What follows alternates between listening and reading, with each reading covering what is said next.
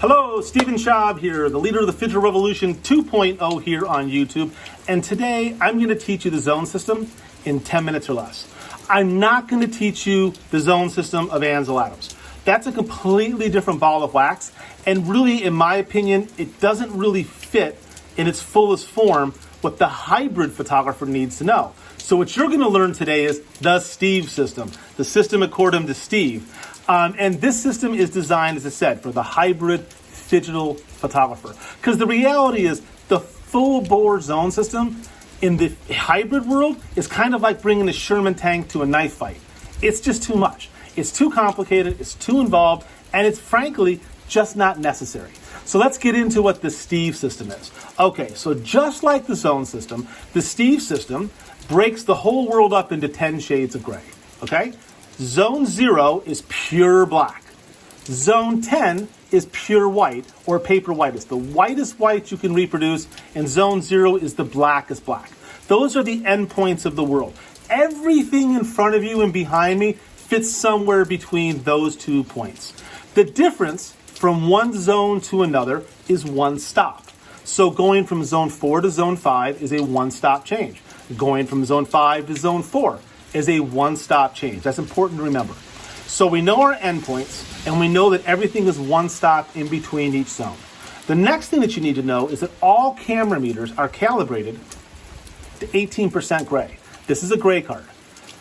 The zone system takes the gray card, or what your meter sees, and says this is middle gray. So this is Zone 5. So now you know 3 points. You know pure black is 0, pure white is 10, and your camera, whatever it's pointing at and metering, is seeing this. Now that we know that, we can start to go through and think about how to control our exposures within that range. It's important to also think about 2 other zones, Zone 4 and Zone 7. In the traditional zone system of Ansel Adams, they would say that Zone 3 is the darkest dark of full textural detail. That's the darkest thing that you want in a picture that's going to have full textural detail. I disagree with that for the hybrid process, and I actually say it's Zone 4. Zone 4 should be the darkest dark that you want in a frame. So now we know Zone 0 is black, Zone 4 is the darkest dark of full textural detail, Zone 5 is what a camera meter reads, Zone 10 is pure white, and Zone 7 is the opposite of Zone 4. Zone 7 is the brightest object in the scene that you want to have full textural detail. So Zone 7 would be something like snow on a sunny day. Zone 4 would be something like, someone with dark hair. A shadow like back here underneath this tree where I'm pointing at. That's an area that I want to make sure there's detail, so that would be a Zone 4. So once you start thinking about what these values mean, you start to have better control over your overall process. Now, if you remember when we were doing the videos on stand development, what you saw was how much unbelievable exposure, latitude, forgiveness that you have with stand development, especially when doing like the Rodinal HC110 mix. It produces just this beautiful low contrast negative that has a huge film developer range, film developer latitude. So knowing that, when we do the zone system or the Steve system, you don't have to be perfect. Unlike in the traditional darkroom where you really were going for certain highlight densities, you were going for certain contrast indexes, in the Steve system, all we're really going for is we're not going to blow out the highlights because of development. We're going to have beautiful open shadows, and we want a negative that's densities are not too high, and we want a negative that's not too contrasty, because all of those things make a negative that's really great to scan. So to that end, here's the way that I meter. If I'm looking at a scene, I decide first off, am I pushing the film? Am I expecting more speed out of the film? As I mentioned in the stand development videos, if I am, I set my meter, what I'm thinking of, for Zone 4, because I want to make sure I have the shadow information. I know that the highlights are always going to be protected through the stand development. I'm not worried about that, but I want to make sure that I have those shadows there in enough quantity. However, if I'm not pushing the film, if I'm looking for something like box speed or a little less, then I meter for the highlight. I might meter for like, if I'm taking a picture of my wife or someone in my family, I might meter for Caucasian skin and put it at a Zone 6. That way, I know the highlights are perfectly placed and the shadows are going to be more than adequate because of just the nature of the exposure at box speed or just slightly less.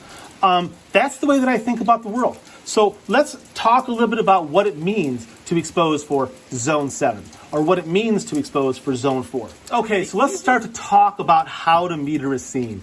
And the easiest way to do this is with something like a spot meter. This is a Pentax digital spot meter. I've had this literally for like 26 years. They're available used on eBay. They're kind of expensive, but any kind of spot meter is a really great way to start to understand different values of light within the scene. So on the spot meter, it gives you I hope you can see that. It has the ISO, it has the f-stops, it has the shutter speeds, and then it has the EV numbers. You notice the middle one there, I've also got a little tiny zone system chart, and the middle says V, that's for 5. Remember, meters are metering in 18% gray, so whatever I put in the 1 degree spot in this meter, it's trying to make it this shade of gray. My job is to move that exposure in either direction to make this value what I want it to look like, what I want it to look like in my mind. So if I look through this meter and I meter a shadow range up here, it says EV10. So EV10, and this scene that I'm looking at here, is the darkest dark that I want to have full shadow detail. Now, if you remember, I told you that was zone 4. So if I put EV10 on here right now, you can see EV10 is in the zone 5 position. That would be overexposing the scene by an entire stop. What I need to do is turn the dial and underexpose the scene by 1 stop, and you can see now EV10 is at zone 4, and the exposure now is f8 at a 30th. Had I not done that change, it would have been f8 at a 15th. As a result, the shadows would have been pushed up too far on the scale. So understanding that going from what the meter says to a zone 4 is underexposing 1 stop. That's all there is to it. In a traditional zone system, you would underexpose by 2 stops. But once again, with modern films, modern developers, the traditional method, even in the wet darkroom, I don't 100% agree with. I really do feel that zone 4 is the best for full shadow detail with modern films, modern developer combinations. Just makes a lot more sense. Now let's think about an alternative method. Let's say I was going to meter for the highlight. Let's say it's not raining, but it is raining, and I'm trying to meter like this beautiful cloud in the sky. So if I look through the meter, it says EV15. So if I set 15 at the middle setting there, you can see, once again, that's middle gray. That's what the meter's reading now, that little 1 degree circle. It says F32 at a 30th. But if I were to expose at F32 at a 30th, that beautiful white puffy cloud wouldn't be given a density for a beautiful white puffy cloud. It'd be given a density for this middle gray. It'd be gray looking. It wouldn't be white and beautiful looking. So what I need to do is now overexpose by 2 stops. So if I take EV15 and I turn it to zone 6, and then I turn it to zone 7, now instead of the exposure being F32 at a 30th, now the exposure is F32 at an 8th, as you can see. Zone 7 says F32 at an 8th when EV15 is placed at zone 7. All we're doing is adding extra density so those values that you want to be high get to be right where they want. Now, from here, you have lots of creative capabilities. In the zone system, we have what's called place and fall. You can only place 1 object in a scene. So if I want that shadow detail, I'm placing the exposure for there, and every other place that I meter falls. But if I know the range on here that my film can handle, I can meter it and say, yeah, that's within my range. Yeah, that's within my range. So if I know, let's go back to the setting where I put EV10 at zone 4. If I go through here now and meter other places, so these yellow flowers in the field are going to be EV11. Well, 11 is zone 5. That's perfect. That's well within my range. If I meter the sky, it's now saying an EV of 14. 14 is going to be right around zone 8, which remember I told you the most important textural detail would be zone 7. But this is where we get into that film developer latitude. Because you're doing stand development, that zone 8 is going to be just fine. I like to keep it at a critical 7, but you know what? At zone 8, It's going to be just fine. It's not going to overexpose too much. The development, because it's decreasing on the highlight, because it's standing, is going to control that highlight value. This is what's different about the hybrid zone system compared to the traditional zone system. In the traditional zone system of Ansel Adams, I would be doing an N- development, where I'd be decreasing my development time in order to bring down those highlight values. But with stand development and a scanner, we don't have to really worry about that. We're absolutely solid. Those values are not going to disappear.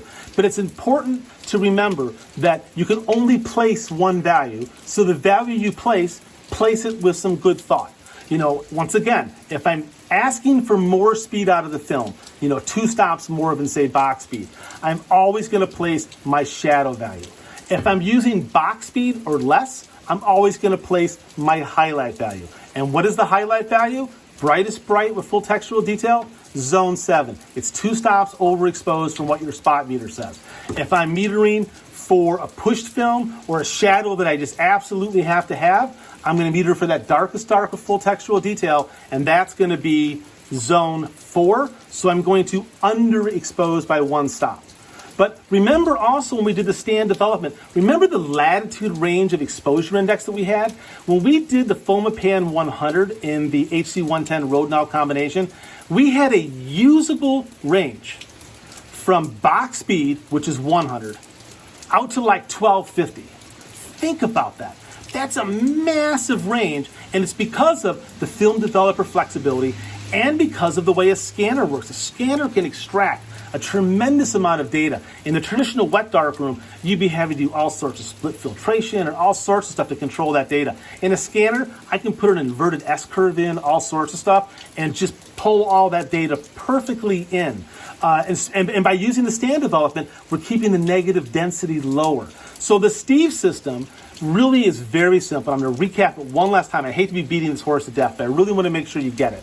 That in the Steve system, if you're shooting box speed or less, you meter for the highlight. And the highlight is zone 7. So it's overexposing by 2 stops from whatever your spot meter says. So I'm looking for the brightest thing in a scene that I care about. A white cloud, someone's skin tone. However, if I was metering Caucasian skin tone, that's really more like a zone 6. Zone 7 really is like a cloud. Zone 7 is really like snow on a sunny day. A white shirt in the sun would be a zone 7. A tablecloth on a table that's white would be a zone 7. Curtains in the window would be zone 7. Anything where you want to keep that beautiful, subtle, textural information is a zone 7. If I was metering for my skin, which is zone 6, I would only overexpose by 1 stop. Zone 7 is 2. So that's for working at box speed or less. If I'm going to push the film, or if I'm wanting to use a larger, faster portion of that exposure film developer latitude that we've been talking about, then I'm going to meter always for zone 4. Zone 4 being the darkest dark in the scene that you want full textural detail. The darkest dark. And what you're going to find is that if you use these 2 methods, zone 0 is pure black, zone 10 is paper white, and you remember that your meter is metering this, you're going to have a tremendous amount more control over your development, tremendous amount more control over your negative and over your overall process. Thank you very much for listening. If you have any questions on this, please post them in the comments. It's a very complicated process to see, but what I'd recommend is go out and try it. Experiment this with your own camera using exposure compensation, however you want to do it, over and underexposing the scene. And what you're going to find is that just fine-tunes that stand development technique we've been working at, gives you just that slightly better highlight control, slightly better shadow detail, and it puts you in the control of your photography. Thank you very much for listening. I can't wait to hear your thoughts. Now go shoot some film.